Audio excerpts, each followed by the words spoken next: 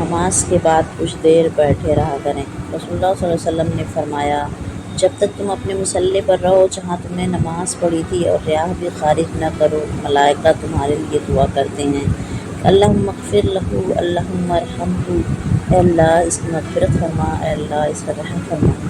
رسول اللہ صلی اللہ علیہ وسلم نے فرمایا، رشتوں کے طے کرنے میں دینداری کو مقدم رکھو، صحیح بخاری، یعنی دینداری کو پہلے دیکھو۔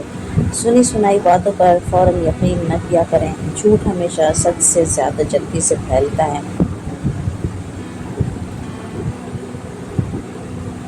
ارشاد باری تعالیٰ ہے، جو شخص اللہ اور اس کے رسول صلی اللہ علیہ وسلم کی نافرمانی کرے اور اللہ کے مقرر کردہ حدود سے تجاوز کرے تو اللہ اس کو جہنم میں ڈال دے گا اور اس کے لیے رسوائی کا عذاب ہوگا۔ سورہ نساء۔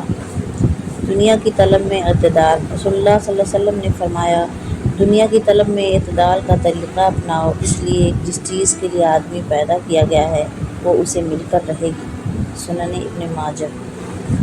رسول اللہ صلی اللہ علیہ وسلم نے فرمایا، اگر تم اپنے وارثوں کو اپنے پیچھے مالدار چھوڑ جاؤ تو یہ اس سے بہتر ہے کہ تم انہیں محتاج چھوڑ دو کہ لوگوں کے سامنے ہاتھ پھیلاتے پھریں۔ اللہ کا ذکر تو سب سے بڑی چیز ہے۔ سورہ عنکبوت آیت نمبر 45۔ سبحان اللہ و بحمدہ۔ رسول اللہ صلی اللہ علیہ وسلم نے فرمایا، جو شخص ایک دن میں 100 مرتبہ کہے اس کے گناہ سمندر کے جھاگ کے برابر ہوں تو بھی معاف ہو جاتے ہیں، صحیح بخاری۔ لا حول ولا قوت الا باللہ، جنت کے خزانوں میں سے یہ خزانہ ہے، یہ حدیث صحیح بخاری۔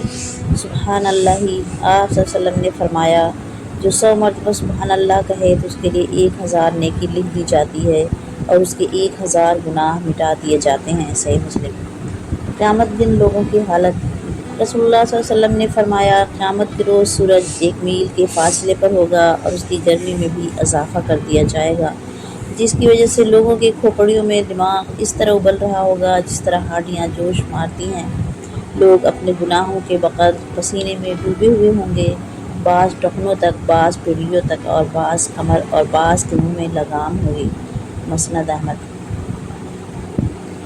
یا حی یا قیوم برحمتک استغیث، اے زندہ اور ہمیشہ رہنے والے، تیری رحمت سے فریاد کرتی ہوں کہ میرے سارے کام درست کر دے۔ استغفار۔ محمد صلی اللہ علیہ وسلم نے ارشاد فرمایا، اگر تم گناہ نہ کرتے تو اللہ تعالیٰ ایسے مخلوق پیدا کرتا جو گناہ کرتی اور استغفار کرتی اور وہ انہیں بخش دیتا، صحیح مسلم۔ رسول اللہ صلی اللہ علیہ وسلم نے فرمایا، جس مسلمان نے سورہ کہف کی پہلی 10 آیات حفظ کر لی اسے دجال کے فتنے سے محفوظ کر لیا گیا، صحیح مسلم۔ رسول اللہ صلی اللہ علیہ وسلم نے ارشاد فرمایا، جو شخص اپنی روزی میں کشادگی چاہتا ہو یا عمر کی درازی چاہتا ہو تو اسے چاہیے کہ صلہ رحمی کرے، صحیح بخاری۔ بوسیدہ ایمان کی تر و تازگی کے لیے دعا۔ نبی کریم صلی اللہ علیہ وسلم نے ارشاد فرمایا، بے شک ایمان تمہارے سینے میں ایسے بوسیدہ ہوتا ہے جیسے پرانا کپڑا بوسیدہ ہو جاتا ہے، لہذا تم اللہ سے دعا کرتے رہا کرو کہ تم